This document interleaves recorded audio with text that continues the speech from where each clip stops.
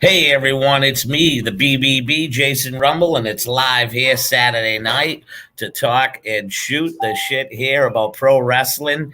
And we are streaming live right now on YouTube, on Facebook, and on Twitch. So for everybody out there tuning in, I want to say what's up uh, on this lovely Saturday night. And the first person to enter the room is Mr. AJP himself, Adam Jack Pelly, otherwise known as Sidewalk Sam, but he's becoming more known as Bedridden Sam nowadays. Yeah. Hey, brother, why don't you give us a little bit of update on how things are going for you? Oh, not too bad. The surgeon that did the ankle surgery, he said I could start putting pressure on it Friday. But the physiotherapy called and said Tuesday we start physiotherapy. So I really want to hear her advice, see what she said. But I was talking to her on the phone, and she said I could put enough weight on it, like if you squashed a bug on your foot. She said Yeah. I could start out that way, but I really want to see her and get her advice on Tuesday. So, but hopefully, God willing, you won't see me in this bed again next Saturday. I'll be home with my tablet. Uh, so yeah, so everything's all right. How's life in the world of Jason Rumble? Oh, I can't complain, man. Things are going rather well. I think this has been a real dull week of professional wrestling. There Yeah, really There really hasn't been many complaints. There's no free agencies. It seemed like every show has been, you know, really, really entertaining, so to speak. But I don't want to disappoint. I told people tonight I would have a special guest on this show. The special guest that I'm about to present to you. I've known this individual for probably 20 years. Uh, when we did a professional wrestling show in Connecticut. He gave me an award with my Wow magazine, my Wow magazine presentation.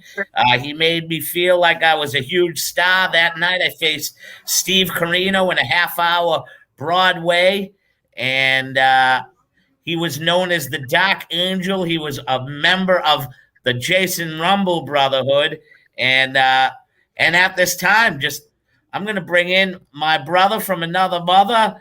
He will be Boston born, even though he wasn't born in Boston. He's Boston born. He's Boston bred. He'll be Boston bad till the day he be Boston dead. Any member of the Brotherhood is anointed into that. So, without further ado, the Dark Angel himself, Mister Mickey Biggs. And you know what? How we doing, brother? Brotherhood. You know what we say in the Brotherhood? We're not having fun until you got to dial 911.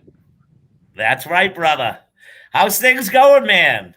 It's been a long time, but everything's going good. And as you said, Mickey Biggs, and a lot of people don't realize. You remember back in the day that I had the Dark Angel character, and I had Mickey Biggs, and we used to interview the Brotherhood live on my radio show, and nobody was the wiser that I was the Dark Angel and Mickey Biggs. Until now, you just blew the. But it don't matter. In wrestling nowadays, there is no kayfabe. So Exactly. it's kind of cool. So what have you been up to I've still got nowadays? people that come up to me and ask me about that. What have you been up to nowadays, sir? Well, no longer in wrestling. I still watch it and still take part, and as a fan. But these days, I do amateur strongman competitions. Oh, very interested. A la Gino Martino. Actually, I've been talking with him lately.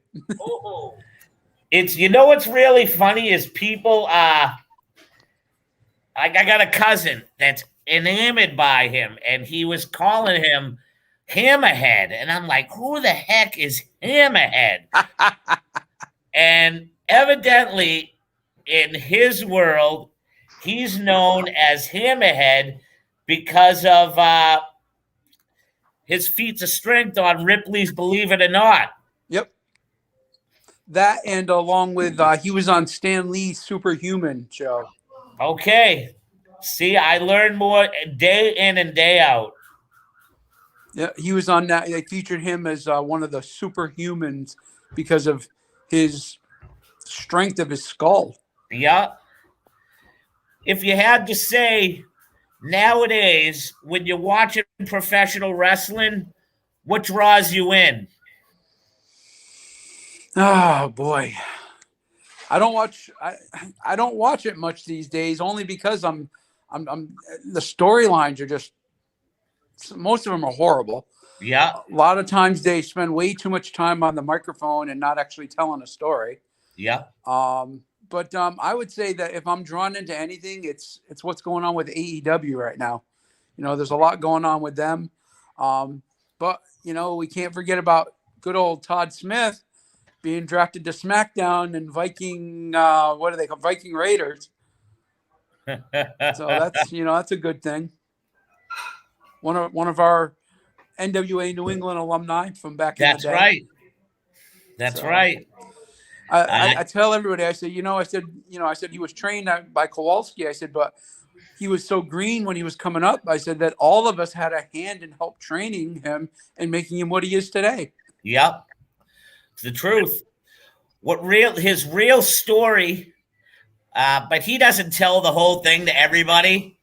And I think that it's meant that way. And I take no ill feeling towards it, but he does mention myself in his training. If I didn't go to Florida, what happened was I was doing a lot in Florida, and I couldn't handle him no more. I couldn't handle it, and I didn't want to take him on anymore. I introduced him to Mike Hollow, and from there on in, it was basically a wrap for him. And he's a good kid. He's a hard worker. Yes, he is. So yes, he is. Yeah. So what have you been up to? I mean, you got a lot going on your end too. Well, when the pandemic came, I stopped wrestling, and then I got out of wrestling shape, so to speak, even though I work in the gym. And people ask, I don't understand how all of a sudden. And I tell them, I've been preparing to be a professional athlete since I was 20 years. Basically, I graduated high school. I messed off for a couple of years, and I got right back on the horse playing semi-pro football. And from there, I got a love of I've always had the love of professional wrestling. And I was bouncing at a bar, and needless to say, John Cronus, his girlfriend, was a good friend of mine. And that's basically how I got into it. And, the rest is history. I got to meet lots of great people, such as yourself. And, I luck of the draw, I have the job I have. Luck of it. I'm not a college graduate. I started working at an academy high school where I live that is 45 minutes from the St. Stephen's border of New Brunswick, Canada. And I started in residential life, just watching the gym at night. And now I'm the personal fitness coordinator. And so I don't have a scholar, not a scholarship, but I don't have a degree, so I'm a degreeless teacher. Right. And I enjoy it so much. I get to watch.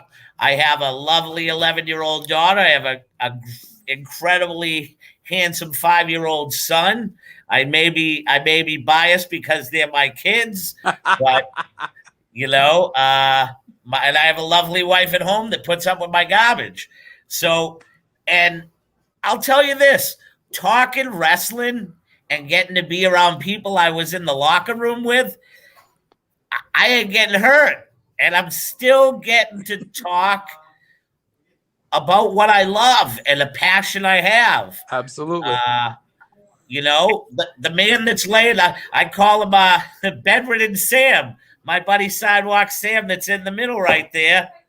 And I've known him for close to 20 years. We met in Buxton, Maine, and he was in a locker room. He was totally bald. He was known as CM Power, and the rest is history. He knew more about me than I knew about him. Well, I heard it was Jason Rumble, and that time he was in TNA, and I was so scared. I was so nervous wrestling a guy that was wrestling for pretty much the hottest promotion on the planet at that time.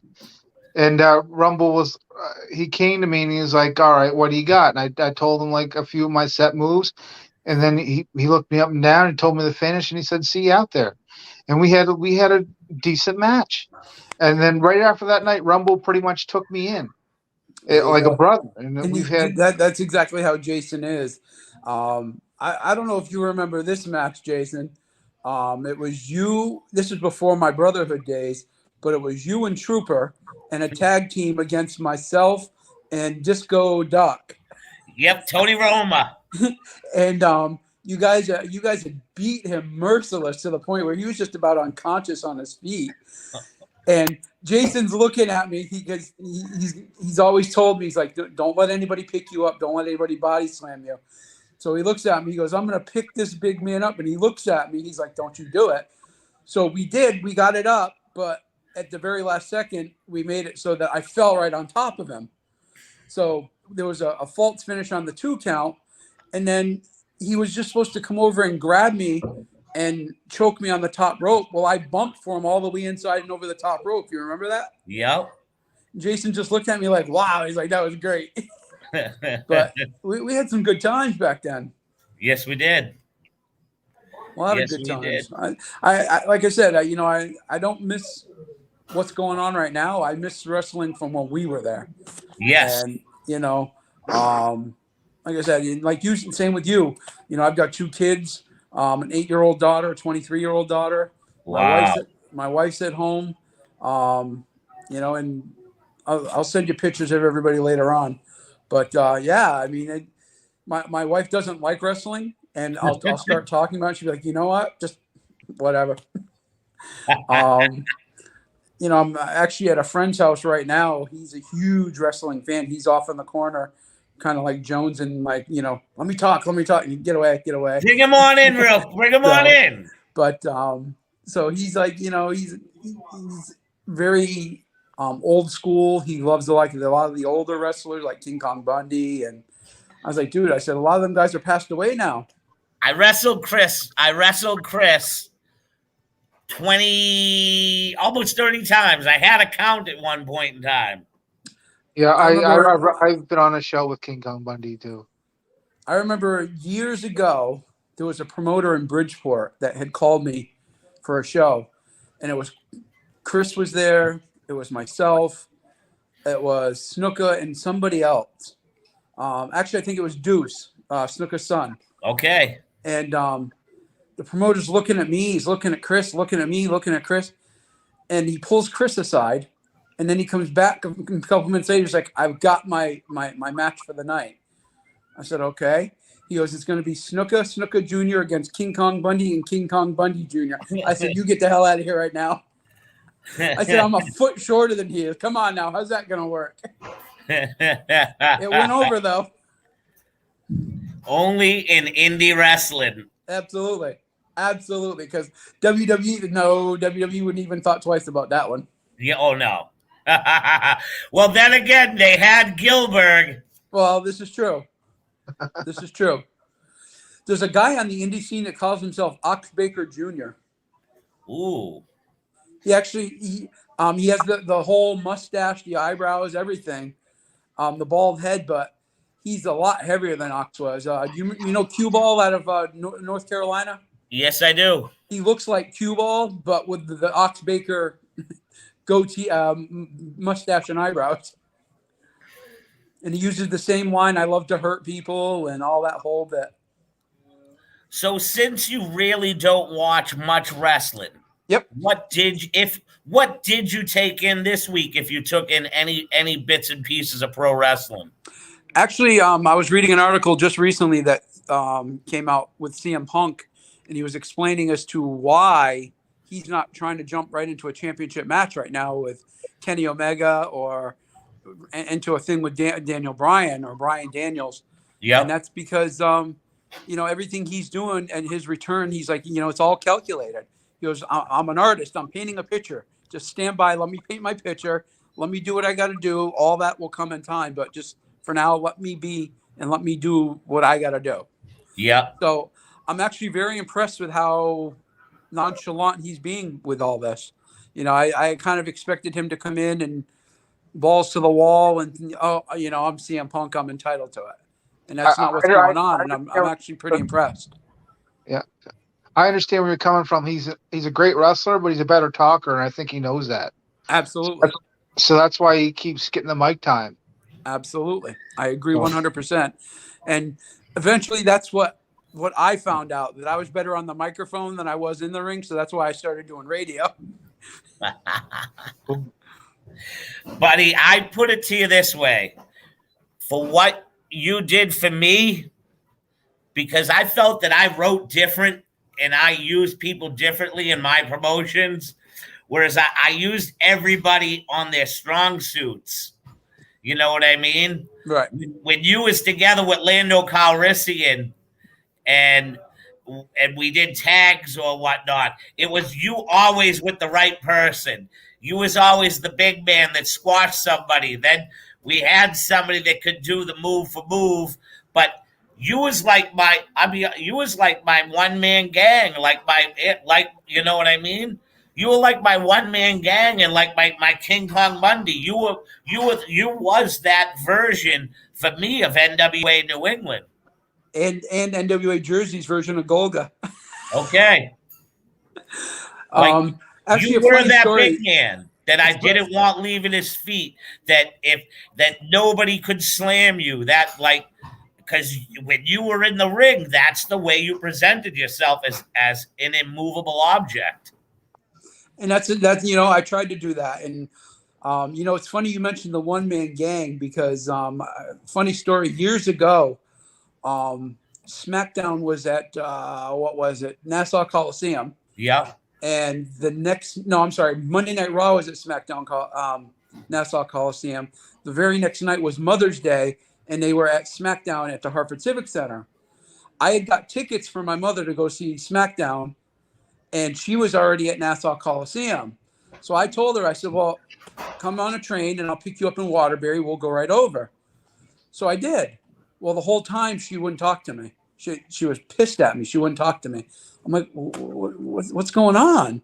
She's like, she wouldn't talk to me. Finally, as we're pulling into the garage, she's like, you could have given me a ride last night. I'm like, what are you talking about? She saw one man gang behind the curtain talking and swore up and down it was me. And to the day she died, she would not believe anybody that it was not me. To the day she died, she swore that it was me behind that curtain talking. And I'm like, no, it's not me. I have now just brought in the APOC himself, Mr. Apocalypse. Mike, you remember the Dark Angel, Mr. Mickey Biggs there from the back of the day? What's up, Apocalypse? What's up, brother? How you been? Living the dream. I hear you. So I'm on my phone because my stupid computer's being dumb tonight. Had to reboot it 6 times and it's still not working. Well, at least the pitch is full. Yeah. Like your screen is full, so it don't. You're not cutting half of nothing. Yeah, true. So, brother, how's things this week? It's been a rough week. Yeah. 15-hour days is killing me. What did you watch for wrestling this week? Like I said to Pelly, this week was very vanilla. It was like nothing really went wrong. There was no hot stove news. Nope, nothing. It's been dead. Yes. Even NXT was kind of disappointing as well. Yeah. I didn't watch much wrestling this week. I made it a point to watch the draft, and I think I watched Dynamite on Wednesday.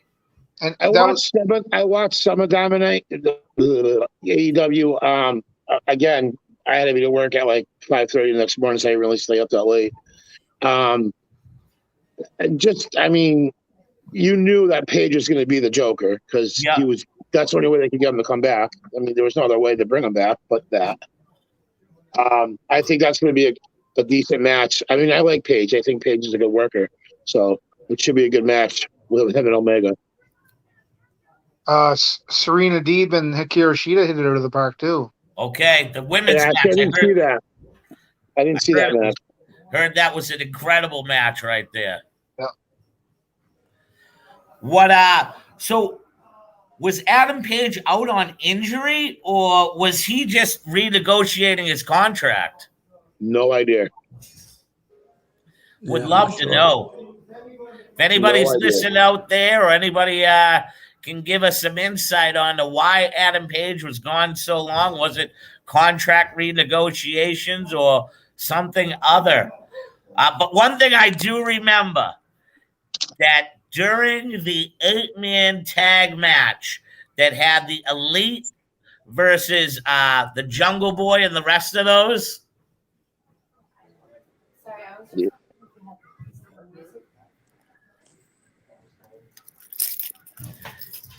did you guys notice that botched Yes. powerbomb? And the crowd, the crowd ate them guys alive. Yeah. There was a lot of box spots in that match, to be honest with you. But that match, the one who impressed me in that match was Jungle Boy. Yeah, Jungle Boy is a hidden gem. Yes. Yeah, there's something Without a about Jungle doubt. Boy. Have you ever seen Jungle Boy there, Mickey Biggs? Oh yeah, that's what I said. There's something about Jungle Boy. He's definitely that go-to guy at some point, and he's gonna make a real huge name for himself. Yeah. And he's the son of. MJF is going to be the top heel. Jungle Boy will be the top babyface. I can see it. I can see it. Mike, what did you like about what are some of your dislikes and some of your things that you liked about the way that the draft went? Well, I'm kind of a little irritated that they've split up the New Day again. They should have kept them together. I mean, they're showing a lot of faith in Big E, putting them in that top spot on Raw. Yep. I think they're clowning the Hurt Business already, and they shouldn't be. The Hurt Business should be beating the crap out of everybody. Yeah, that whole Glover spot was dumb. Like, seriously, just give it up. You weren't a good worker when you were young, and you're certainly not a good worker now. So, he's a 3-hit wonder or a 2-hit wonder, a spear and a jackhammer. That's it. And he can't even go ahead, Pelly. I think the kings of Saudi Arabia were like, "Oh, we want Goldberg. Bring Goldberg." Yeah, that's all it is. It's the allure of the prince from Saudi Arabia that wants him. It has nothing to do with the fact that he can wrestle. I don't think these guys, they understand that, like, these dudes, it's not watching a video game that they really got to go out there and do this action. Right. I did see a couple of stupidity posts from some of the crap sheets talking about NXT's ratings were down. Yeah, you were going against the Red Sox and Yankees. Your ratings should be down. Yeah, without a doubt. Yeah, so people need to stop with the bashing of NXT, because I was switching back and forth. I kind of like the direction that NXT is going. It's a little bit more edgier.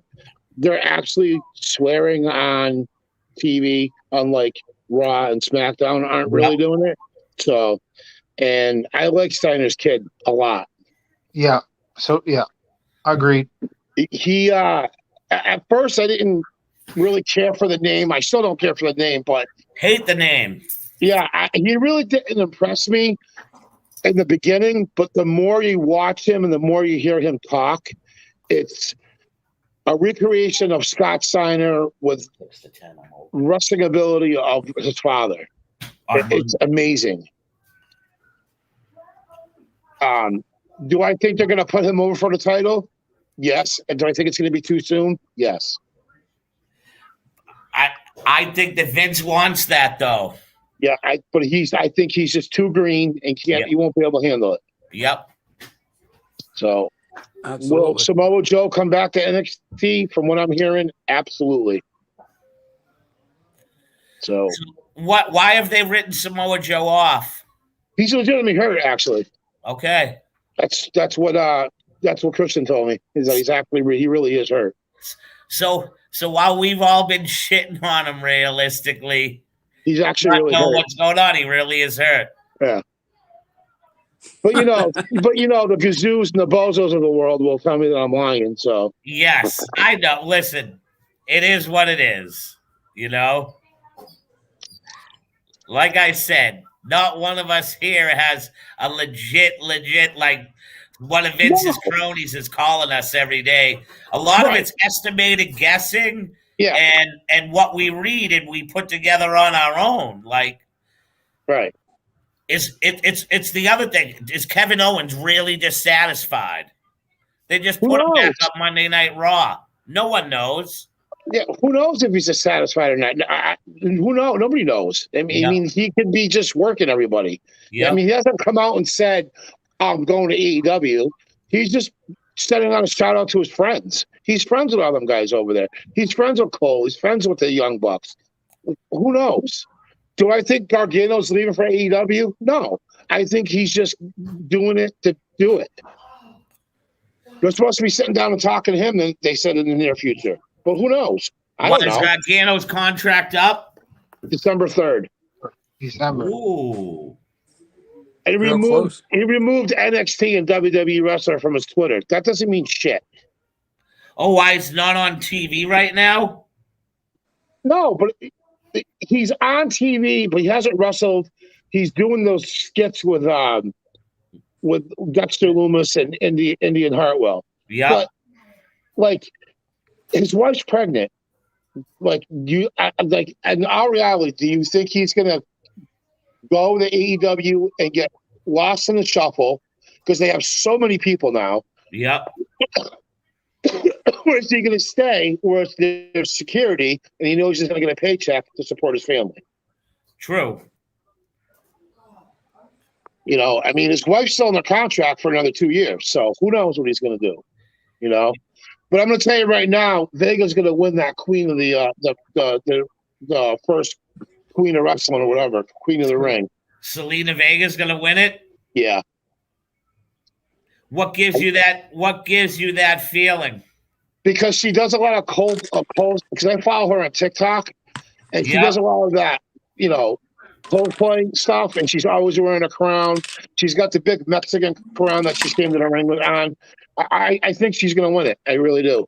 Because honestly, if she put over Toni Storm the first match, then but they put her over, and actually that finish was pretty good. Okay. So what was I haven't watched. So what did they stack? King and Queen of the King of the Ring and Queen of the or something like that. Queen something. I forgot what it's called. He went over the first match with the King, and so who's the other guy that went over? I didn't. Like I said, I was busy doing all this. I mean, I didn't have to work till 8:00 last night, so by 9:45, I was passed out. All right, so now I'm gonna bring in the dubious.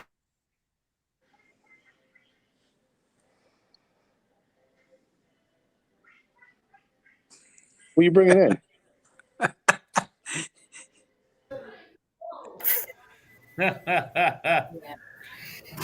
Forbes, you are something else, buddy. The biggest pink hat piece of crap going right now. Without a doubt. Cool. So, Mickey Biggs, we're going to introduce you to Jimmy Fingers, the biggest mark of the business. Biggest pink hat around. Look at this clown. Listen, I work right around the corner from Tewksbury. Do not make me find out where you live and chop the shit out of you. Miss you, Mikey. How you doing, buddy? I'll cave that skinny little chest in 2 seconds. There it is. If anybody can do it, you can. Yeah. Even at 50, I still throw hands. So, Forbesy, it is. I love how how's that sweep going, you clown? I know. Oh, the Red Sox are going to sweep Tampa Bay. What a moron! Bring me up to date, BBB. What are we talking about? What when you put my missing the name brain. about wearing a Tampa jersey, buddy? You are a Boston-born person. Of course and I am. You put on a Montreal Canadiens jersey and You should be punched in the face just for that. And you claim to be a Bruins fan. Not this year. Not with that goalie, man. He sucks. They're going to start swinging him a lot more than that kid. That kid is horrible, though. I agree with that. He is horrible. Mike, why didn't they give Swayman the job and just bring in like a vet at the one? Because Swayman's only 21 years old. They don't think he'll handle the pressure of a full season, and I kind of agree with it. But signing that Swiss cheese, that sieve, 20 million, Mike. 20 million for 4 In the words years. of Mike King, the front office of the Bruins is a bunch of clowns. I agree. Except for Cam Neely. But Sweeney's an idiot. Why would you sign that kid? He was horrible in St. Louis to begin with. I'm sorry. I love Cam Neely. He's one of the greatest top 3 Bruins of all time. But all the alcohol and cocaine that he snorted has eaten his brain for letting that whoever it is that what's it, Sweeney's a GM or it's Don Sweeney, right? Is our GM. They could have brought in like someone like James Reimer for $1 million to back up Swayman. Yeah. And put some money towards defense. So anyway. And they just put what's his face on waivers and Chris Wagner on waivers. Really? They just did it today. Yeah. Wow. See, so I just signed in on my laptop, and it doesn't reckon. It can't find my camera or my microphone on my laptop. It's pissing me off. So Forbes A, what's interested you in the past week of professional wrestling? It's been kind of slow, don't you think? AEW's been putting me to sleep. Oh, really? Did you finally take their balls out of your mouth and realize that? Fucking Dynamite opens with an 8-man tag team schmoz. No entrances. Monkey Spot Fest. That's what that was. All right. And I bet you tag titles or something because it's getting to be too much. I gotta ask this. You'll always find time to edit something of your little James Forbes features there, okay, of something good that AEW does. Why didn't you put up the fact that why guys like the Bucks and them would have gone to developmental so that they could learn how to do a group powerbomb right? Why didn't you put that up? Jay, I'm signing off on this, and I'm ready to go on my laptop. All right, buddy. I gotta know why. Like, I didn't like Sammy beating Miro either, man. It wasn't believable to me. No. I like Sammy, but it's just like Miro had a nice run. Yes, I don't like how Guevara went over. Year and a day. It's taken a year and a day. It's back.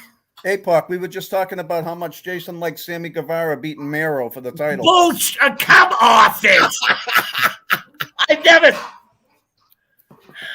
All right, let's touch on that real quick because that kind of irritated the shit out of me, to be honest with you. Yeah, I think Miro was their bet. Like Miro was one of their top storylines. They finally fixed him. Like he came in shitty. We all agreed, and then he find that they got him right. They got him right back in order to where he needed to be. And I'm not saying he shouldn't have lost the title, but not to Sammy.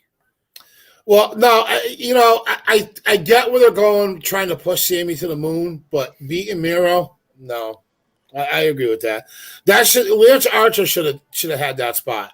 And what do they do on Lance Archer? Nothing. All the big guys that they have, they're all like not doing anything. Like Hobbs never should have put over Punk. I'm sorry. And I know it's CM Punk and he's the almighty and he's the best in the world. He's been putting me to sleep lately, I'll tell you that much. I'm getting so sick and tired of seeing that ugly face on TV every week. He's got to take a week or so off. Oh my God. It's every time they like basically blow him because he's coming out. Who cares? He came back after 7 years. You got your pop, but now it's I care, but like it's overkill right now. It Yeah, is. some of these guys, like I understand, like it's entertainment. These guys got to have mic skills as well. Miro has great mic skills, but these other big guys you're talking about, their mic skills aren't that great. Right. I I think- mean, like, okay, yeah, CM Punk. I mean, again, I've always liked CM Punk, and I was happy that he came back to any kind of wrestling. But now it's just like they're doing what WWE did with Roman Reigns in the Yes, beginning, good call. shoving them down our throat, and I'm getting sick of it.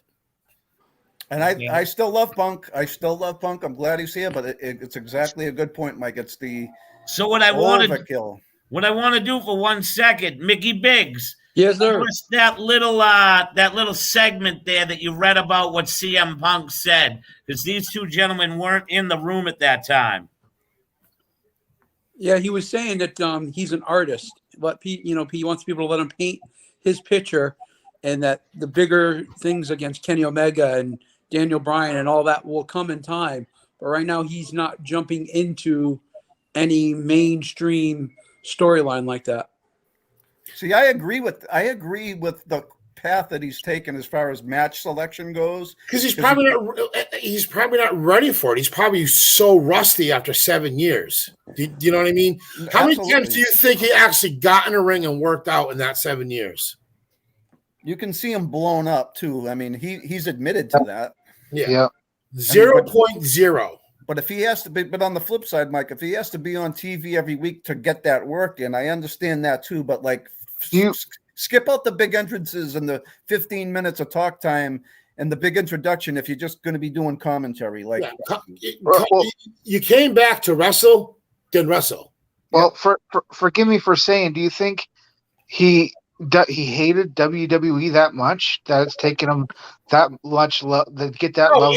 I'm sure he did, and the feeling, I can guarantee the feeling was mutual. That's why they never really entertained him coming back to WWE, because they can't. And it's given him that much time to get that love back, to get that craft back in the ring. Oh, he's loving it. You can see that he's very happy, and I'm happy for that. I understand he's happy, but it's going to take a little bit of time to get that craft back, like professional wrestling. I agree, the rust is there, but I'm not criticizing the rust, and I don't think Mike is either. I think what I'm criticizing is that it's lost its shine. Yeah, wicked bad. Like the first couple times, great, but now it's just like, oh, here we go again. Nobody wants to hear you talk. They want to see you wrestle. If you're going to wrestle, wrestle. If you're going to come back and be an entertainer or an artist and talk, then do that and stay out of the ring. Do you know what I mean? Jay, what do you think, Jay? I'm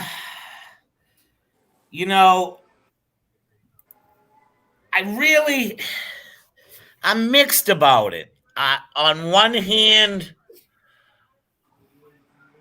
I think that Punk's doing the right thing, but then on the other hand, it's just too much music and too much talk. Well, exactly. See, he's doing the right thing work-wise as far as like match selections is like perfect, but it's just the whole pomp and circumstance of the entrance and the promoing and like I'll get to watching Rampage probably this week. Maybe not. I might watch it on Monday during the day. You didn't miss anything, trust me. See, here's the thing with Rampage, Jay, and I touched on this a little bit last time we spoke. Now I understand like renting out the arenas and everything like that, and you can just tell that it's taped. You know what I mean? The crowd is a little bit more. Well, they're not even ducking that they tape it on Wednesday night. They've already said it. And I give credit to that. So, you know what I'm saying? Once you guys are done, I'll give you a quick hint right here why I believe it is what it is. Well, real quick, Tony Khan, he must have the balls the size of King Kong to even come out and say this, that he looks forward to beating SmackDown for the half an hour that they're going head to head. Never going to happen, man. What drugs is he smoking? Because he's not even in the same ballpark, never mind city, as SmackDown. After the Grand Slam show with Daniel Bryan and 640, that's all they did. They didn't even crack a 1-3 with Nope. that. WWE did 2.5 million that night. Yeah, as far as that goes, they're not going to touch WWE rating wise, which doesn't mean I dislike it or I don't think that it's better, because I still prefer AEW. But ratings, Tony better not go there. Here it is in a nutshell. Okay, and I've been watching and reading a lot of stuff. AEW is what I've called it before, and they're booking indie style. They are a super indie fed. They are for the pure wrestling fan, and I admit that. WWE, they are what they are. It's a circus, and right now they're. I disagree with because the crowds are always full. You know they're papering that crowd. You know that, right? They're what? They're papering that crowd. They're not selling out those buildings. There's no way.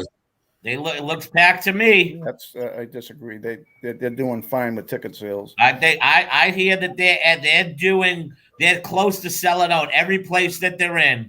Well, the one good thing about the whole thing with they sold out Cincinnati, I can tell you that. Yeah. Well, the one good thing about AEW signing Daniel Bryan and CM Punk, it actually makes them legitimate competition. And I was reading an article, and it wasn't by Meltzer. It was by, I forgot who it was written by, and he made a lot of valid points. They're basically forcing Vince to turn the reins over to Triple H for Raw. Yep. He has no choice, because Triple H has more. It's more in tune with the younger crowd than Vince is. Vince is 75 years old, and he's spewing a nut over Karrion Kross and killing him, because exposing him for what he really is. And now he's going to be spewing a nut over Steiner's kid. And I don't like what they're doing with that new kid Heartland. That they're supposed to be the next Brock Lesnar. I haven't seen him yet. They shaved his head bald, dude. And put him in a black dress shirt with cut off sleeves and black slacks. Who is this Joe Gacy guy? You don't know who Joe Gacy is? I've heard of. Wasn't he in NXT UK for a little while? No, he was in TNA.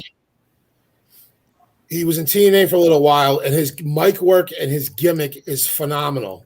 And if they let him keep doing what he's doing, he's going to be the next Bray Wyatt, if not better, because the kid can work, but his gimmick and his mic skills are like, it's creepy what he does. It's like creepy. I just know that he sits in the middle of the ring and he does his thing, and then he got his ass handed to him and got back and gave the guy a hug. Yes. It's creepy, isn't it? Yes. But it works though, because he is tapping into the cancel culture of today, but he's making it a dark twist. If you really look at the gimmick and listen to what he says, it's phenomenal. Okay. I like it. Yeah, this cancel culture type of atmosphere that we live in nowadays is, it's different. Definitely. The funny part is I teach at a school where I'd have to say 90% of the people I run into and talk to that, they can't believe things are the way they are. So to say that all the youth of America agree to today's circumstances, I beg to differ, and I bring you up to this school right here. And there's a lot of people that just. But you also have to look at it, Jay. It's where you live. It's the environment that you live in. Yeah. Way up there in Maine, a lot of the real world doesn't really touch that part of Maine. You guys are set in your own ways. Yeah. You know what I mean? I live in New Hampshire. I live in Pelham. I'm on the border of Massachusetts. I see it every day. The crap that goes on, cutting through low to go to work. It's ridiculous. What is that? The crap that I see going through Lowell, cops everywhere. It's just, I was on a job yesterday in Yeah. Beverly, and I had a lady come up to me and tell me that I'm not supposed to be on her street Why? because she didn't want the construction to happen. So I'm like, "Your name's Karen, right?" And shit. Lost her shit. Like I had enough. Like Yeah. I go, you see this big truck with the drums spinning around? I go, that's called a cement mixer. And you see the construction site Thank you. behind you? That's where I'm supposed to be, Karen.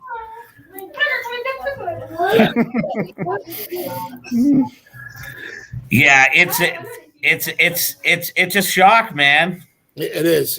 I mean, today's world, like, and I honestly, It like, is.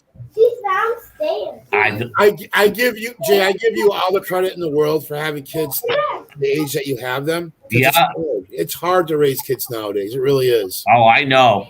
But my daughter's 18, and she's right in with that whole generation of wants everything handed to her on a silver platter. Doesn't want to work. Thinks that I should buy her a car. All this other stuff. Really? Because when I was 18 years old, I was working 2 jobs to get a car. Exactly. Sounds Yeah, just like my 23-year-old. Yeah. You know what I mean? It's I don't know. I just don't get these. And I never thought I'd be saying kids nowadays, but, you know, it's always the same. It's the age of the entitled. It is. It really is. And that's what a lot of the locker rooms in wrestling are like nowadays. Oh God, yeah. And that's the one thing I will say. That's one of the things that I when I do decide to like go on my last year of a journey to at least go out on my own recognizance. I don't miss the locker rooms because the locker rooms were starting to get like that over the past 6 to 8 years, where you were getting kids that like no legitimately couldn't protect themselves, but felt that they were main event material. Dude, they used to say that about us when we were coming up. Oh, you guys want it all, but you don't want to work for it. That's bullcrap because we were trained the right way. We were trained to lie on our backs for a year or two and look at the lights before we got to push. Exactly. But nowadays, want to do 10 million backflips off the top rope and a flying head scissors and go over and not pay their dues. And then people get pissed off at me because I won't allow that. You don't like it? Get in the ring with me. You'll find out. You know, the sad part is most of them couldn't work a 15-minute match if they had to, like a real 15-minute match. You know what? So I'm wrestling next Saturday. I'm actually going to be in the ring next Saturday, and they're doing their annual battle royal, but they're doing a tribute show to Big Woody because it's been a year since he passed away. Wow. And a year? Yeah. Wow. Yep. Actually, it's been 2 years. I was going to say it seems longer than that. 2 years. So they're doing a big thing for Woody, and I'm already hearing that people are afraid that I'm going to chop them. Well, guess what I'm going to do? Be afraid. When I hit that Very ring, afraid. When I hit that ring and there's people in there that ran their mouths and are afraid they're going to get chopped, I'm drawing blood. I would just put them in the corner and go like you're gonna just like haul it out, swap them, and just stop and just boom, open hand, smack them in the face. Yeah, no, people trust me. They're gonna find out why they call me Stiff Mike because I'm throwing hands big time. I am pissed off, and I've dropped 15 pounds in the past 2 months, so I'm a lot quicker. So get ready. There's a cup right there. You can get water. You got cups? Yep, I got cups. So yeah, I mean, my boy seems like where I'm at. You know, things are 80-ish for me. You know, my son's in work with me right now, and he has all the girls around him. 5 years old.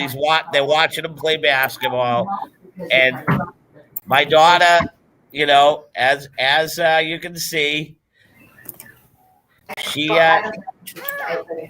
definitely likes boys. They have weapons if you need any. Oh, don't worry about it. I told you what it's like up here. I just got to knock on a door and I can borrow with somebody's. They got 6 or 7. Oh yeah. I told you there's a guy up where I'm from. He's got a pretty cool toy bag filled with some cool looking guns, some automatics. Automatics are always fun. One-man army. Yep. You shoot off 100 rounds in a minute. It's great. There's a gravel pit, and they all go there to shoot.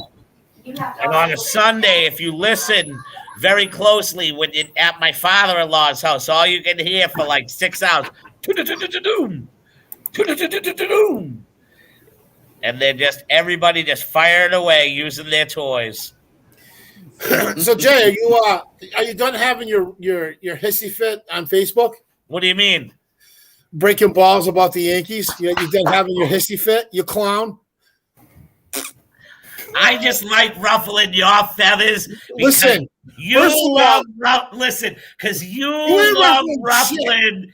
You love ruffling feathers more than any dude I know, and I know how to push your buttons too. No, you don't. Yeah, I do. No, you don't. Yeah, I do. You sound like the biggest douchebag when you put that rant on Rochi's comment. I'm like, oh, that's why I give the emoji. Like, oh, okay. Listen, it's better than the clown up in the corner saying that the Tampa Bay was going to get swept by the Red Sox. I would never. Listen, I said to people, I would be happy if it goes 6. I'd be happy. I never expected, and I know this is a wrestling show, but we get into talking sports too there, just to let you know, Mickey Biggs. I love the Red Sox, no matter if they're the worst team in the league to the best team in the league. Here's a real fan speaking right now. Okay. Take notes. No matter what, I am a diehard Sox fan. When I worked with me and Mike, when we were working at Hat World Lids, Mike will attest to this, that one day he tried to put a Yankees hat on my head, and I went back it crazy. I basically ribbed him and said that you have to wear or you don't have a job. He was ready to walk out the door. Like, see ya. See ya. I can see that. Okay? I'm not wearing a Yankees hat. You fucking mind. You remind me of Big Jim Murray from 98.5 The Sports Hub with your little box of nails since the middle of August, shaking them for the proverbial putting the nails in the Red Sox coffin. Okay?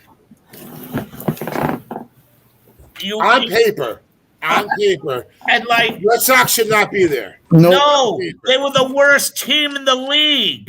On paper, should not be there. The Yankees should be winning the World Series. The Blue Jays to me should be ahead of the Red Sox. But here's my thing with the Yankees, real quick. Yep. Garrett Cole's a choke artist. He had a bad night. Shut up. It's called choking. Yeah, whatever. Aaron Boone needs to go. Oh, gee. But they already said that he's going to be the manager next year. Why? He needs to go. That whole staff needs to go. The amount of talent that they have on that team, they need a coach that can get it all out of them. I don't agree with your rant saying that Gallows and Rizzo should go because maybe Gallo. Rizzo should stay. I didn't say they should go. I said it was a waste of trade to take on a guy. It did nothing for them. It benefited them. It got them to the playoffs. because before But they make those trades, they weren't even making the playoffs. But at the same point, right? The Red Sox went out and did nothing.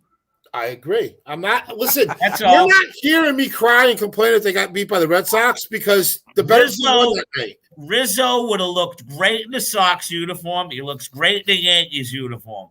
I say this about Gallo because Gallo didn't even hit his weight, but hit home runs. Right. So Gallo's still on the contract. He's still got another year left on his contract. I just Rizzo does not. Rizzo I just believe myself that the Yankees really probably didn't give up much to get Rizzo. They gave up shit. They gave him draft picks. That's all they did. So I just look at it this way.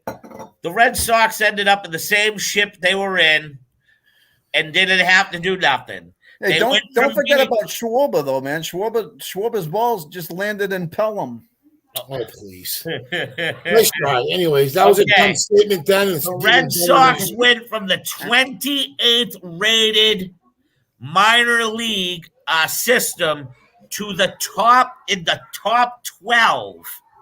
So, with that being said, I just don't believe with the pitching they had that it would have been worth them giving up prospects that in the offseason gets the Red Sox much better assets instead of going for a stupid playoff run, which they weren't even focusing on that. They weren't even like you're right. There was nothing. So regardless of the fact, I'm just saying this is just icing on top of the cake. That's why, to me, the one thing is we beat the Yankees. Just like a Yankees fan would say, we beat the Red Sox. Right. That's what we as Red Sox fans look forward to, and that's what Yankees fans look honestly, and if you really boil it down, this is what it boils down to, is the World Series is played Tuesday night. The rest of the playoffs don't mean shit to me. Yep. Hey, Whitlock and Hulk should be starters next year. Without a doubt. And if you want to look a little bit towards next year, the team I think that might be the one to beat if they keep everybody they have this year, it's the Toronto Blue Jays.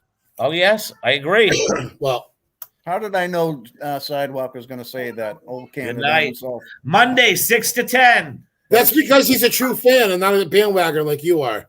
But it's true. Oh, I'm a big it fan. Is true.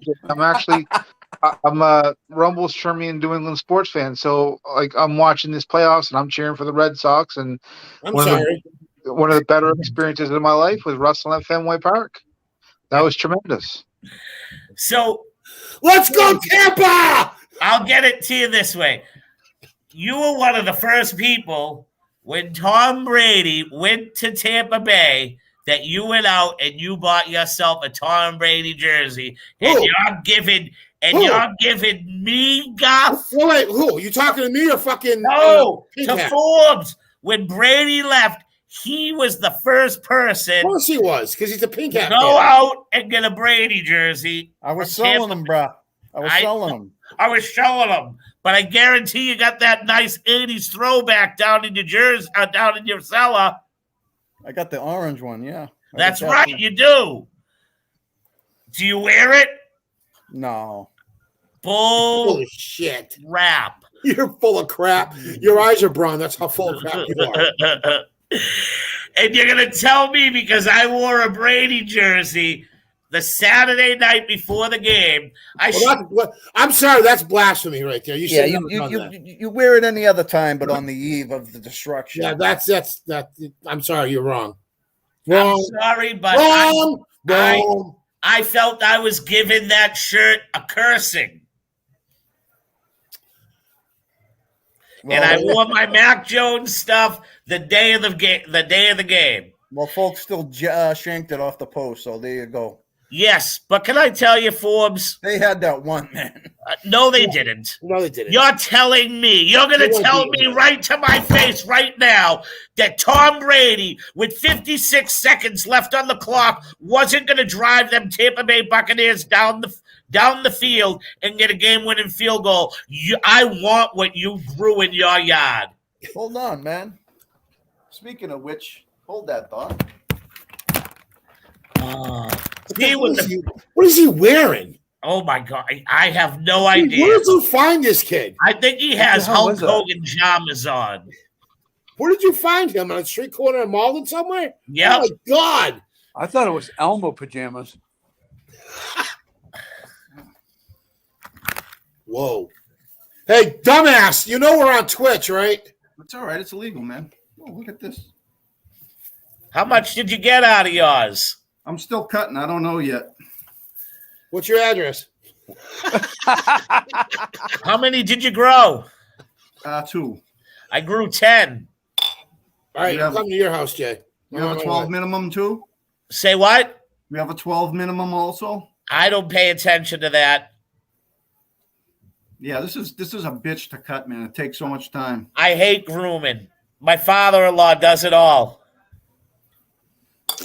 Put them in the mason jars. But all right, I gotta go put them away. Hold on. He's got Cardinal. He's got St. Louis Cardinal. And they want to get on Are me. you kidding me right now? He's got Cardinals pajama pants on. This clown. Oh, wait. Pink hat. His new name is Jimmy Pink Hat Fingers. That's it. All done. Elmo would have been better. What are them Cardinals pants doing? Cardinals pajama pants? Hold on a second. I got a bad connection here. Hold on. Yeah. Bad You got a bad connection. connection because you don't want to hear it. That's why. Hold on a second. I gotta connect a wire here. I know I was already on.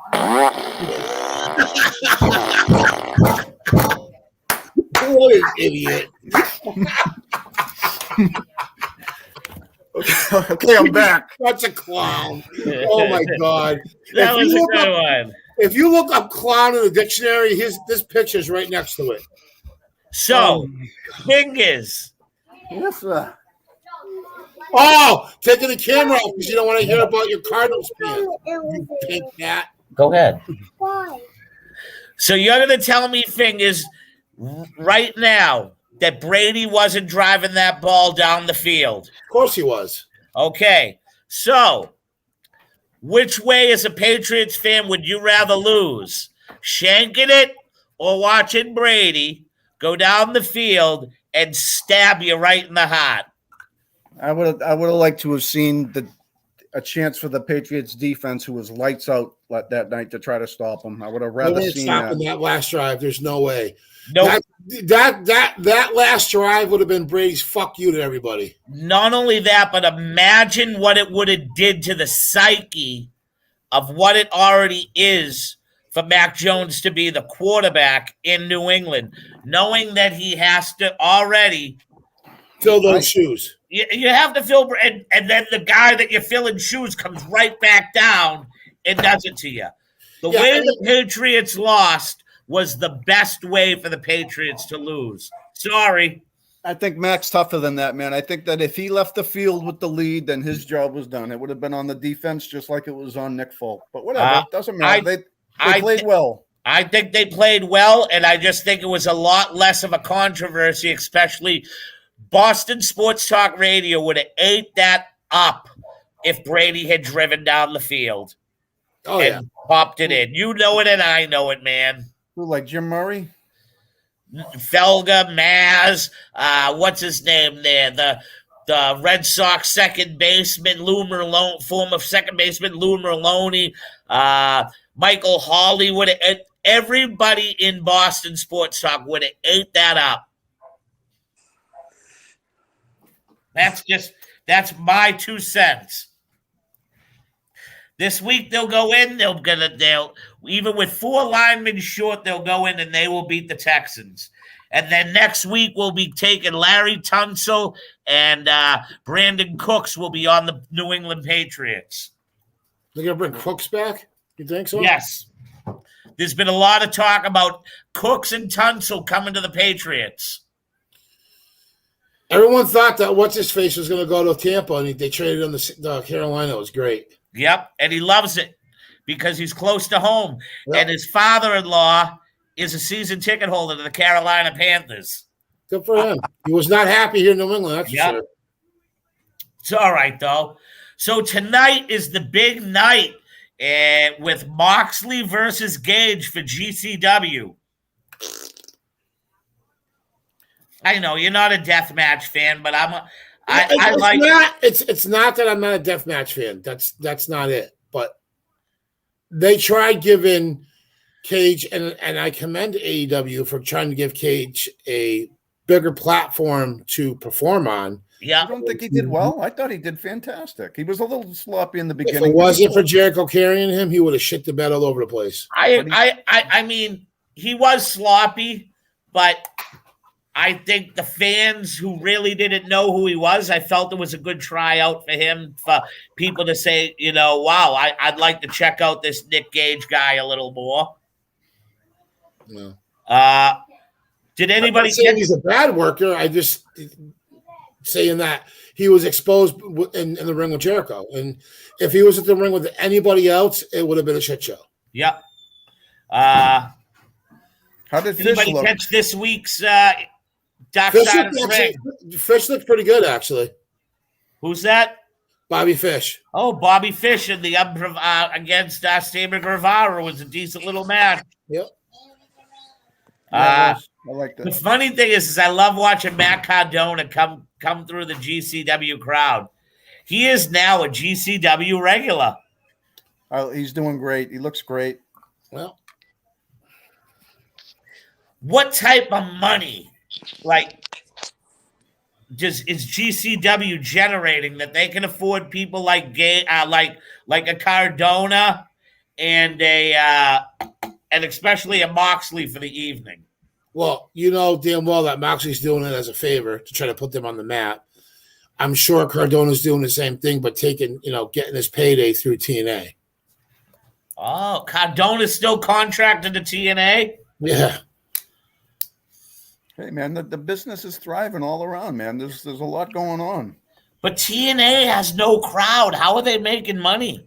There's still no one in the audience? No, there is. They have 50 to 100 people right now. 50 to 100. How is that making money? From what I understand, Mark Cuban's network doesn't pay you to be on there. You pay to be on it. Yep.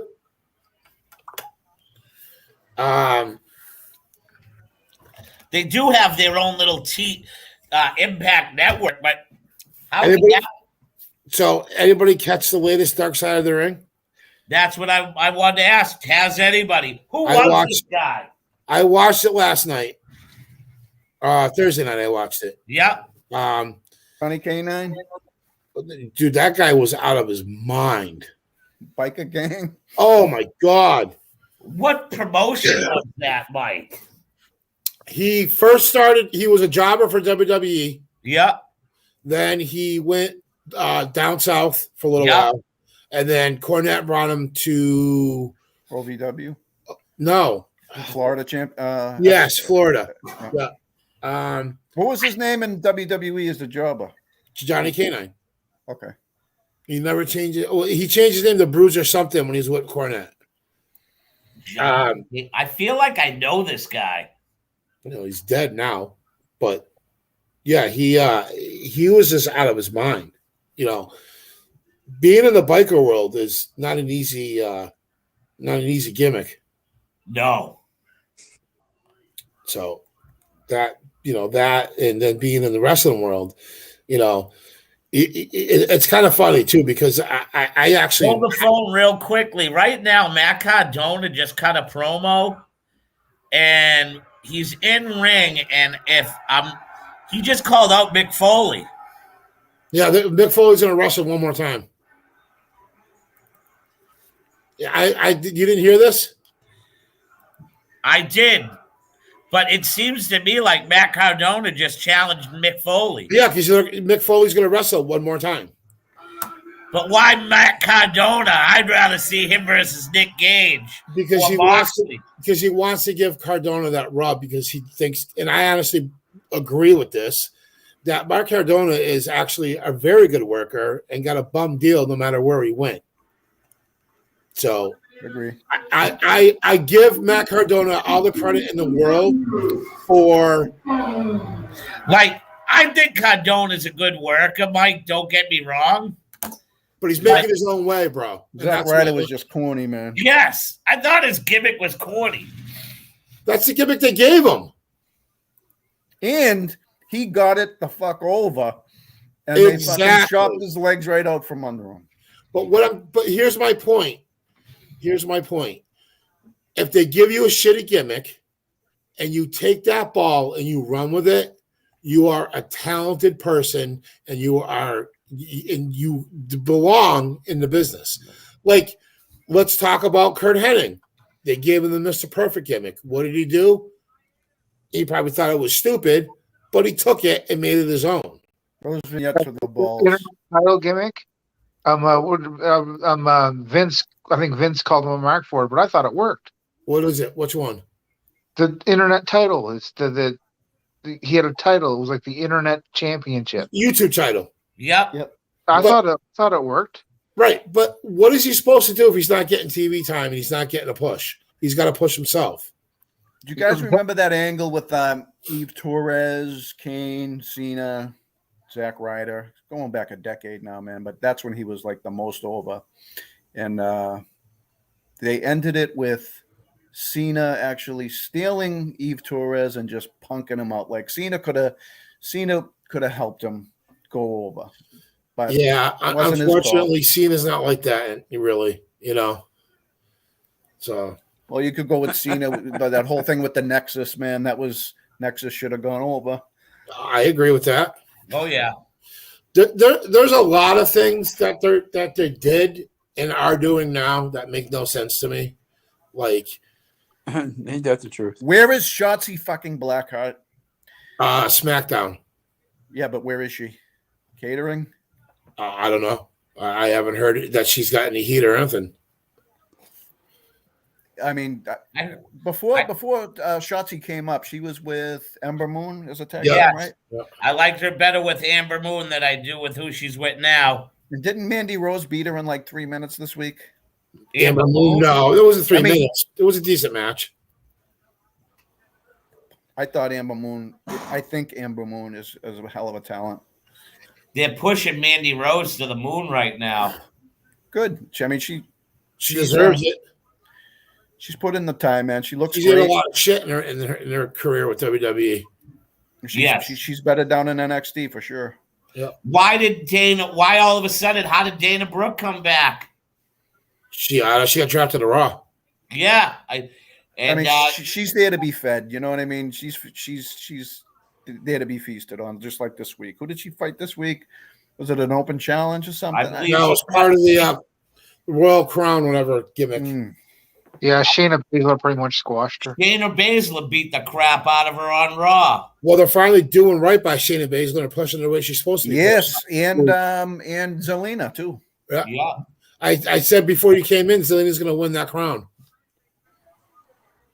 Yeah, I like to see it. I like to see those kinds of It's things. her gimmick, to be honest with you. It really does. That it does. So what's the next pay-per-view coming up? Crown Crap. Crown Crap and Full Gear, I think, or no. Full Gear's in November. Crown Crap is next week. 2 weeks. It's on the 20th. 2 weeks. Still crap. Jay, Yep. check this out. Now, Can't see you, moron. What the hell happened? Hold on. Turn your camera on. What the hell? It's the pink button on the computer for your pink hat. What the hell happened? Hold on. All right. Well, I'm still a miserable prick, Mickey Biggs. Still am. All right. You can hear me, right? Yeah. Unfortunately. There you go. Okay. Jay, say we're bringing in Bray Wyatt to AEW, right? Yeah. Do you, if you look at the continuous comedic stuff with the Dark Order, do you put him there, or do you just have him come out after Cody and Black finish their last match, maybe help Cody win and just get in Black's face and say, I'm the darkness around here now, motherfucker, and just go right into a 4-month program with Malachi? Or do you put him in the Dark Order, and what do you do there? Oh, I don't think you should go in the Dark Order. Did you see their gimmick Wednesday night? It wasn't dark. Oh, it was Yeah. more laughter and comedy more than anything else now. I They're- think they're going to if the he Dark did Order. go back to if he did go to the Dark Order, it would be to say Brody would be appalled. I'm here to make you people back to the way you were. I Like agree. it would have to be something of that magnitude for him to go in. But But the way they were, Jay, were jabronis. You know what I mean? They were still goofs. Did you see those AEW YouTube clips with Brody was just like fucking cutting mad F-bomb promos on them and making them all look like that's what made me like Brody Lee. it was funny, but like I think But- I'd like to see Bray stand on his own, man. Hear me out. This is the way I would really like to see him come in. I would like to see him come in alone or with his brother. Yeah. And it be two of them who have just been disgruntled and misused, and they come in and they're like the new age blackjacks. Well, his brother already turned down There you go. his brother already turned down AEW and TNA. Really? Why is that? He's got other projects he said going on in his life. He's not Okay. The farm with Braun with Strowman. Liv Morgan, they got a farm. They have a farm somewhere. But Strowman also turned down TNA and AEW. Really? Why is that? Nobody knows why. He turned them both down. Jay, if you go back into the annals of history, I do think that Bray and Bro did have a blackjack gimmick early on, pre-WWE. In the independent scene they did, yeah. You're That right. would be cool. Braun Strowman came out and said the time he's sticking to what he said before, that when I take my boots off for WWE, I'll never wrestle again. So that's what he's sticking with. Yeah, but didn't he just fight EC3?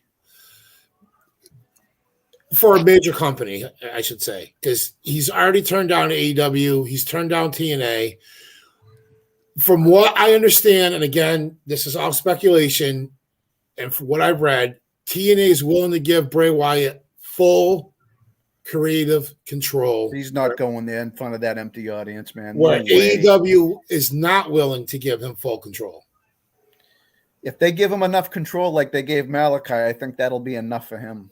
I mean, look at the control Malachi has. But Look he's at him. also still talking. He's also talking to WWE because they want him back. Or does Fox want him back? Exactly. You just nailed it right on the head.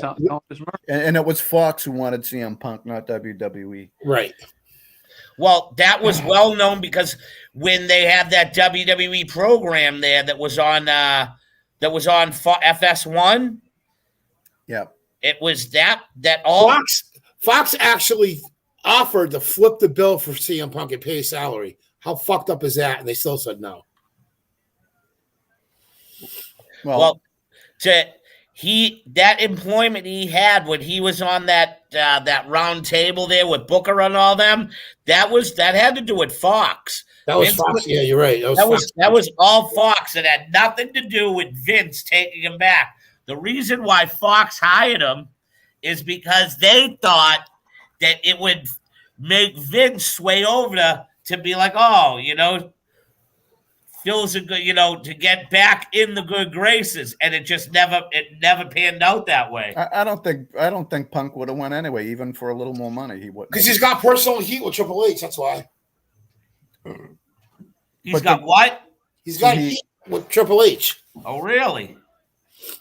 Well, that's how he walked out the door. He walked out with that heat. He walked out because of Triple H. He just didn't like what was going on. And again, I don't blame him. You know what I mean? Like, I mean, Raw, from what I saw, was a little bit better. It gets better every week. Yeah. You know what I like? You know what I like about what they're doing, and you guys can all chime in on this. Now, when we grew up watching wrestling, you had heels, you had baby faces, you had heels. Very, very rarely would you see a heel versus heel, baby face versus a baby face. Attitude Era, I thought the pure essence of the perfect formula was every person for themselves, was more realistic. You had a championship on your back you were Undertaker. It didn't matter if Stone Cold was coming after you or DX or whoever. It's just I like to see, and they're doing more of that right now. I like that. I like to see it. You got Becky and Bianca and Charlotte all kind of, it's more realistic to me as far as like feuding goes. It's like, okay, Jason, if you're the champion, okay, and Mike King is, not the champion, and you guys are both good guys, why shouldn't Mike King not go after your title? I agree. I agree with that. I like it. It's like you guys know how I'm with my analogies. If you read a book, the book only has it has a couple of good storylines tied into it. Rather, I think like with AEW, you don't have all those great storylines entwined. There's only like one or two things, but with WWE, they know how it's the writing, the storylines that maybe capture you more than the wrestling, the entertainment part. Does that make any sense? Yeah. When they're on, what doesn't make sense is, why are you still in that bed? I thought you were going to be out of jail soon. It's called he's bedridden, Sam, now. Yeah. Like, didn't you tell us last week that you were going to be back home, and now you're still in bed? Did your mother come in and break both your legs so you can't leave? He's milking it, Puck. He's when he's off camera, dude. He's doing jumping jacks. He's got the bell. Oh, mother, I need lunch. No, I got it's Thanksgiving here up in Canada on Monday, so I'm here until Thanksgiving, and then Tuesday, I got physiotherapy starting, so then I'll be going on Tuesday. And hey, actually be able to sit in the seat. Yeah, at home on the couch. I have my tablet out. Yeah, I have not seen a headboard like that since 1962. It's the same one that was in Deliverance. Oh. Hey, guys, on to the same. Jesus Christ. Are you tied? Are you being held hostage somewhere and you just can't say it? Because I see like these odd blinks that say that are SOS for help. Kathy Bates is breaking his ankles. Exactly. I was just going to say that. You beat me to it. And guys, too, Mike, when you say that Raw's been getting a little better, do you realize that until the draft is complete, is not till after Crown Jewel, and what you're seeing is a mixture of the talents coming over, and therefore it seems less. I like that better. And the brand split, for Christ's sake. Yeah, I agree. They should be, honestly, should be one champion and not two champions. You know what I mean? And don't both networks win with this influx of talent going over? Yes. Right. I think so. But the thing of it is, Fox is having a hissy fit because they want their talent there and they don't want to mix it up. That's just stupid. Then they clearly don't know the wrestling business. Nope, they don't. USA has been putting the screws to Vince the past couple of weeks to get back to calling it wrestling and not entertainment. They want professional wrestling. There's a huge article I read. It was on Fightful Select. Okay. They're not happy with the direction of Raw. They're not happy that Bray Wyatt was released, and they are having a big play in trying to get Bray Wyatt to come back. They do like the NXT, and from what I understand is that USA had a lot to do with NXT changing the way they were. Yeah. I mean, we all can agree that NXT was not in need of change. No, I agree with that. I don't dislike the product. I don't dislike the set. I think it's actually more open, and you can see what the fan reaction is instead of not being able to see what their fan reaction is for the dark. I think it's more like Full Sail. Yeah. You can tell that at certain aspects, Shawn Michaels is writing it. Yeah. Vince has final say in everything that happens in WWE, but he or Pritchard is not writing NXT. You can tell. How do you like my boy Tony D'Angelo? I actually like that gimmick, to be honest with you. Me too. Anybody see the Many Saints of Newark? Yes, I did, and I found nothing wrong with it. You know what it is? Neither did I, but here we go. It was like you're trying to cram a whole season into like one episode. I said the same thing. It just felt rushed. It felt like this would be an amazing series. Well, there's going to be more. There's more to come. I think Mike has this one friend, a mutual friend, Matty Almeida, that said it wasn't worth watching, that it skipped around and this. And listen, I watched it last night, finished the last 45 minutes this morning. I'll admit, like, it took me a while to realize that the uncle with the glasses and the bald head, he's the older guy in the series. Yeah. You know, so it took me, but yes, I felt the reason why it's skipping around is because ultimately this is about to become a new show. Yeah, HBO. HBO has already said they're interested in picking it up and making it a series. It has to be a series, and well, if you really look at it, so let's dive into this a little bit. One last thing: the kid that plays Gandolfini, yeah, that's his real Tony son. Soprano. His real son. It's his son. Yeah. So if you analyze the whole movie, so Dickie Montalsanti was actually running Jersey, not Tony's father. If you look.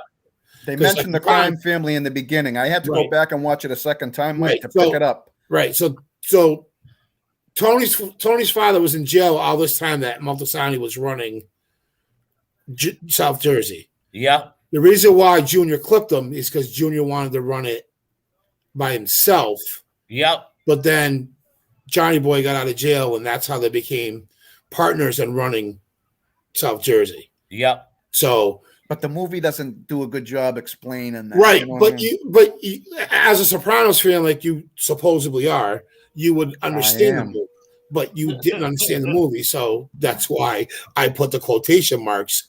Oh, Jesus. Who was there any former cast members cameoed in there? I thought Pussy was in there. No. As the older guy sounded and looked just like him. Nope, not one. Ray Liotta's spot was awesome. I marked out for that. When he played? Oh yeah, the twin brother. Twin brothers. The best is I had uncles that used to laugh like.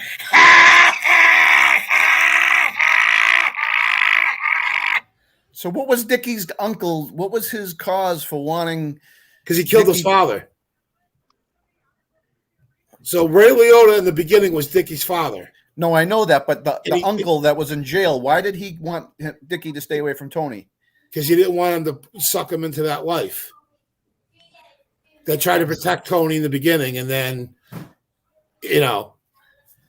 But what was Dickie's uncle relationship to the Soprano family that he would care that much? He was a made guy and he shot a made guy, killed a made guy. Shot a made guy.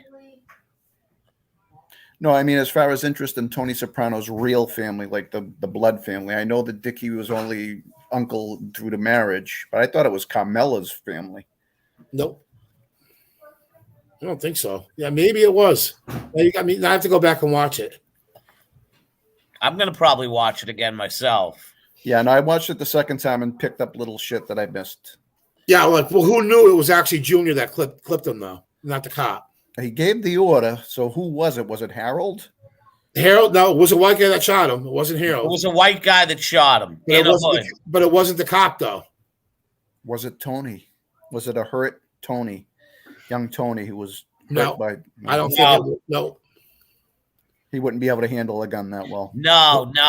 He was real gang. Like, you know what was funny is this part, the kid, the son that plays him, did it seem like he was kind of awkward? Yes. Well, that's all. But if you watch the Soprano series, yeah, he always was awkward. He described himself as a kid as being awkward. Yeah, okay. Jay, I'll send you an interview with Michael Gandolfini, and you'll pick up a couple of other things about him as well. Okay. And yes, I mean, I thought his kid nailed it. I thought it was perfect, to be honest with you. I didn't. I'm just saying. I never noticed he was like gangly, like, you know, almost like Igor. Well, that's why at one part in the movie, Junior goes, he'll never have the makings of a varsity athlete. That was a nice Easter egg, right? So later on in the series, Junior would always say that to him when he was going senile. He would always say that during dinner. You never had the makings of a varsity athlete. And it used to drive Tony insane. Okay. Do you know I am about to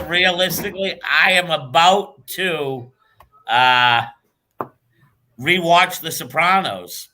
Season 1, episode 1. Yeah, I've been watching it on and off since through the whole pandemic. I've been watching it. I think I'm about to go back and rewatch it. It's even better when you do that. Oh yeah, You know how they better to rewatch The Shield. Yep. It's great how they blew up Sill's hair quickly. Showing that he was actually going bald. It was great. That was when it went like this. Yeah. Dude, that kid played Sill to a T. Perfect. Yeah. He did. And it's funny too because they're around the time when they're about to take care of Tony Blundetto, him and Sill have this conversation, and Tony brings up, he's like, I'm the only one who knows about this. Yeah. I mean, Puss knew, obviously, but like, that was good that they touched on that. It's just like, clearly it's a hairpiece. Yeah, they did a lot. They really, if you really watch the movie again, they really explained a lot of the series in that movie, how things came to be. Jackie was in there just during the ice cream truck heist. That was it. There wasn't enough relationship build there. Like, how did Jackie come to power? You know what I mean? But if they do a series, I'm sure they'll get there. Oh, they will. They'll do it. I think so. The whole part with like Harold and Montesanti and everything. I like the beginning part of it is where they had Christopher as the narrator, saying this is the person who I went to hell for. That gave you that Goodfellas feel. Yep. Oh yeah. Yep. Because that helps explain any kind of confusion you're having as you're watching. And did you know that Ray Liotta was actually up for the part of Tony Soprano and turned it down? Yeah. Interesting. Yeah. Turned it down. Yeah, turned it down, and I'm glad he did because Gandolfini was way better. Yeah, Ray Liotta was actually supposed to be Tony Soprano, and he turned it down for something else. It would have felt like a ripoff, a Goodfellas ripoff. Yes, it would have if he was there. Without a doubt, I would have felt like it was Goodfellas. And that's how I initially looked at that show when it first came out. I was like, this is Goodfellas ripoff shit. And then I didn't get into it till like the next season. And I was like, I'll give it a shot. And I kind of ran head on with like that Pine Barrens episode. I was like, this is fucking unbelievable. When Paulie and Christopher were in the woods with the Russian. Mickey Biggs, were you ever a Sopranos fan? I was. I'm a huge Mafia fan, actually. I would say that my favorite one, I was outside of The Godfather, was the movie called Mobsters with Christian Slater and very good movie. It's probably one of my favorites. When he played, Christian Slater played Lucky Luciano. Yep. And Johnny Depp played. Who was it? Was it Bugsy Siegel? No, he didn't play Bugsy Siegel. What else did he play?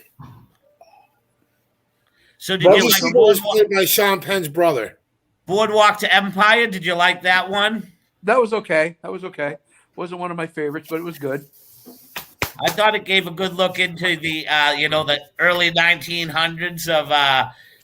I was amazed on how people drove. You know what I mean, and what they did to bootleg. Yep, absolutely.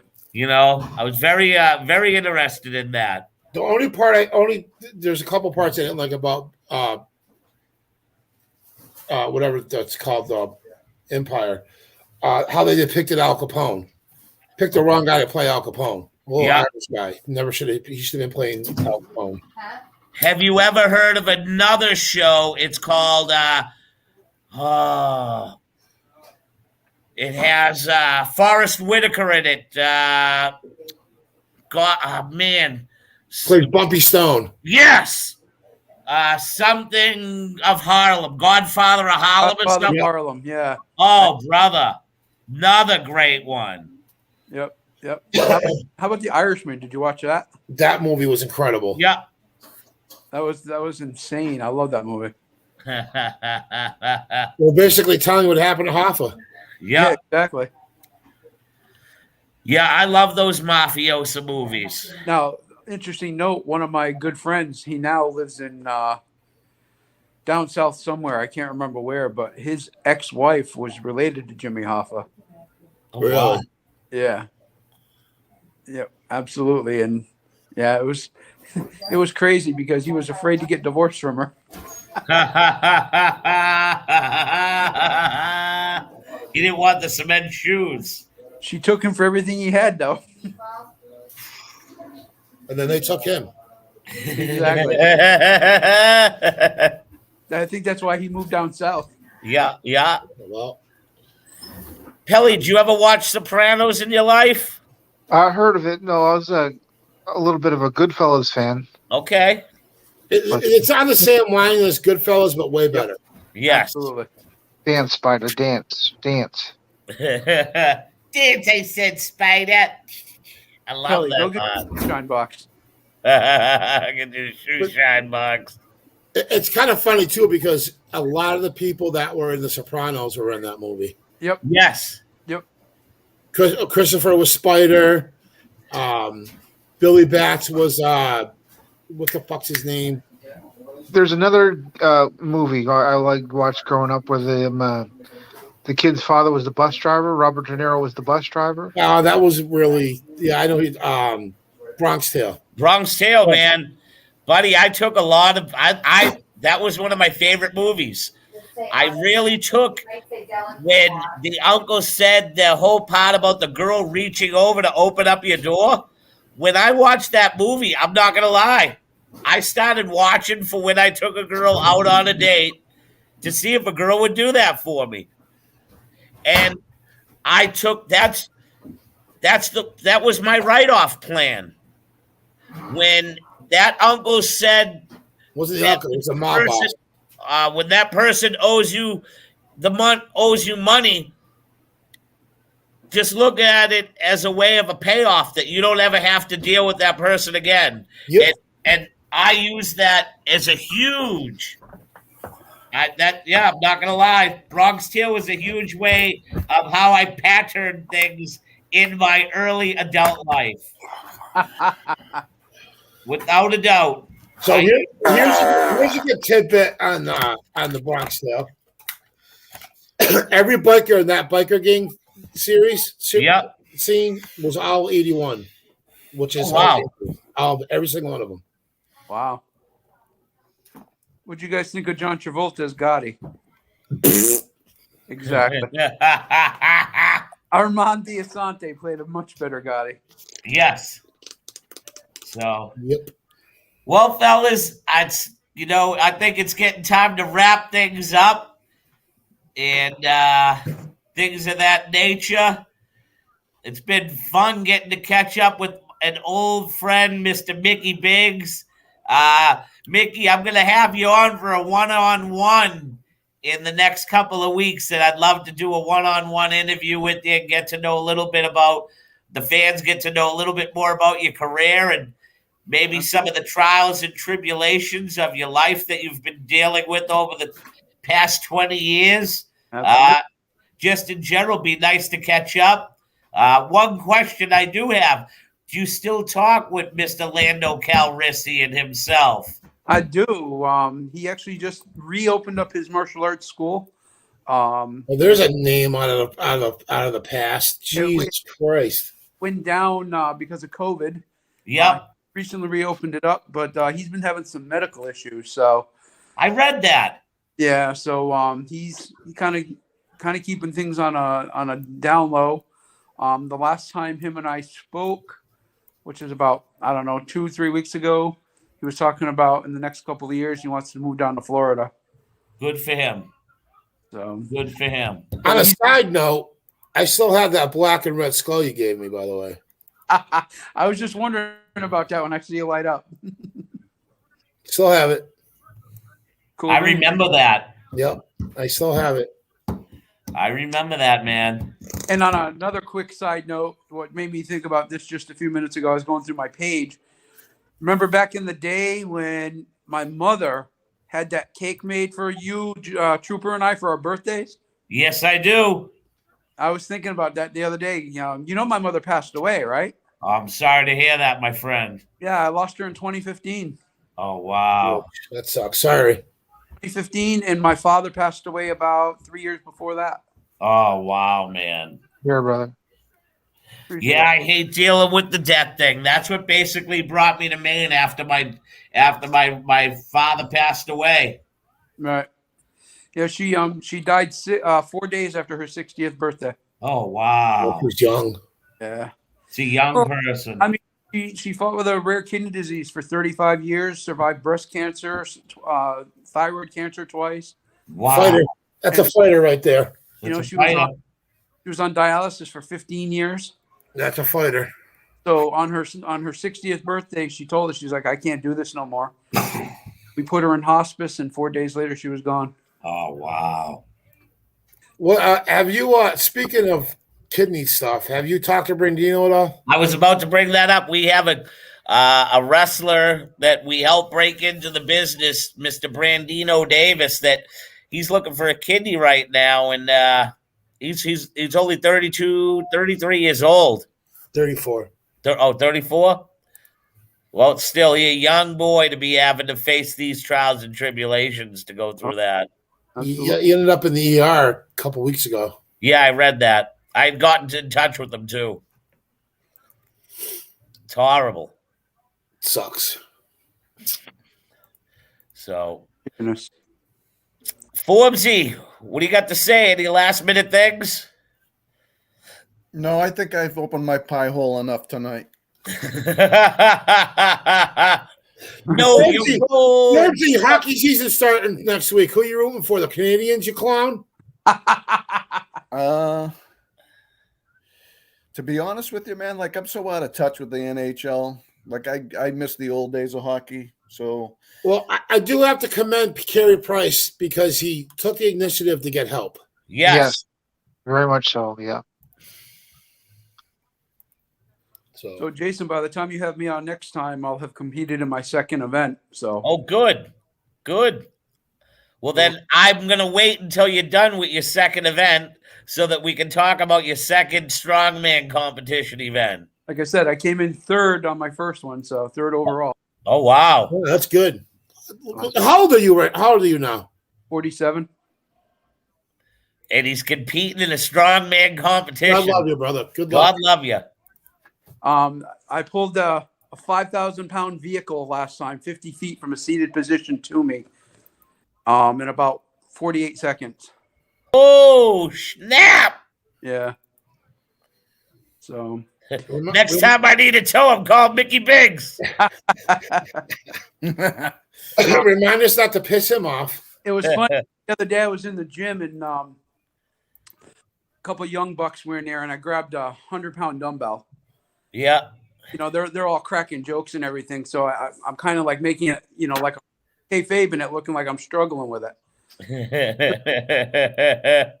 I put it on my chest and all you hear is the thud. That's like, oh. And one of them comes up and he's walking around me, and I just picked it up and started doing pullovers with it. And he, all of a sudden I get done and he goes back over to his friends and I hear him say as I'm walking up, he's like, that's one strong mofo. It's always good to work the clowns. I actually did a PR, a 130-pound dumbbell pullover. It's always good. It's always good to work the marks in the gym. Yes, it is. Absolutely. Yes, it is. Absolutely. So All you can see is a shadow of fingers, and it's one big giant bozo clown. It looks like the Frosted Flakes commercial from the early 2000s of the adults that were afraid that when they were eating. Oh my God, that's great. my calves are 19 and a half inches, bro. Wow.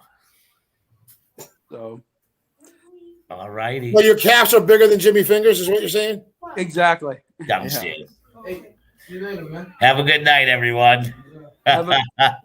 Forbes, we love you. We just like breaking your balls. He knows. As long as you're not pouting in the dark, we're good. I'm good, man. I popped you with my fart in the camera. With those stupid cardinal pants on, you freaking pink hat. Honestly, I thought they were. Honestly. So, Mickey, get in touch with me as soon as you're done with the competition, and we'll get a date and we'll get a day together, and we'll do a live shoot, you and I. Absolutely. Sounds good, brother. All right, brother. Well, with that being said, to all the viewers out in Facebook land, Twitch, and YouTube, I think that we're good. We're ready to call it and wrap this up, fellas. What do you say? I say in the Brotherhood, we're not having fun until they got to dial 911. That's right, brother. Hey, Forbes, I got something for you. Take that with you. Hold on. What was that? You just give me the finger? Yeah. Yeah, he did. All right. For everyone on the panel, I want to thank you for being here. It's me, the BBB, Jason Rumble, AJP, Adam Jack Pelly, Sticky Fingers Forbes himself, the APOC, Stiff Mike, and my buddy, the Dark Angel, Mickey Biggs. Till the next time, support professional wrestling like it's the best thing going, because it is the best thing going. Better yet, support indie wrestling. That's right, indie wrestling. There you go. From me to you, this is Socks what and you five. can do. Socks and 5. Okay. I have to make that a wrap now. Please do, idiot. Good night, everybody. Good night, everybody.